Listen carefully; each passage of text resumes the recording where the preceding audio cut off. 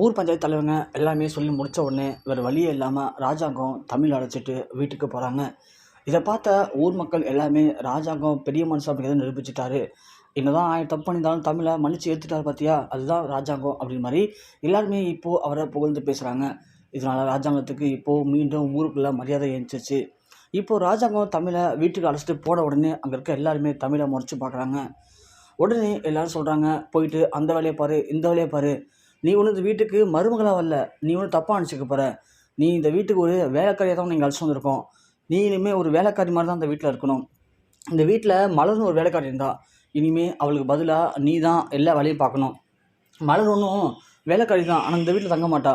அதனால் உனக்கு இந்த வீட்டுக்கு வெளியில் இருக்க கெஸ்ட் ஹவுஸில் தான் ரூம் இருக்குது, அங்கே தான் நீ தங்கிக்கணும்.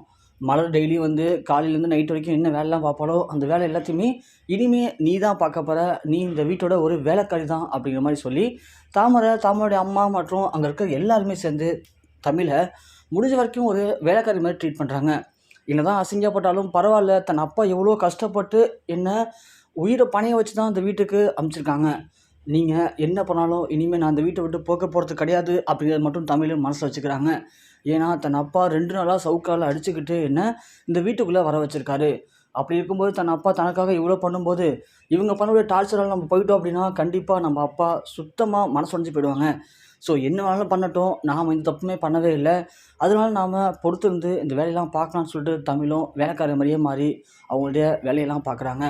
ஸோ எவ்வளோவாவது டார்ச்சர் பண்ணி எப்படியாவது தமிழாலே வீட்டை விட்டு விரட்டிடலாம் அப்படிங்கிற முடிவில் ராஜா குடும்பத்தினர்கள் ஒருத்தொருத்தங்களாக தமிழை டார்ச்சர் பண்ண ஆரம்பிக்கிறாங்க.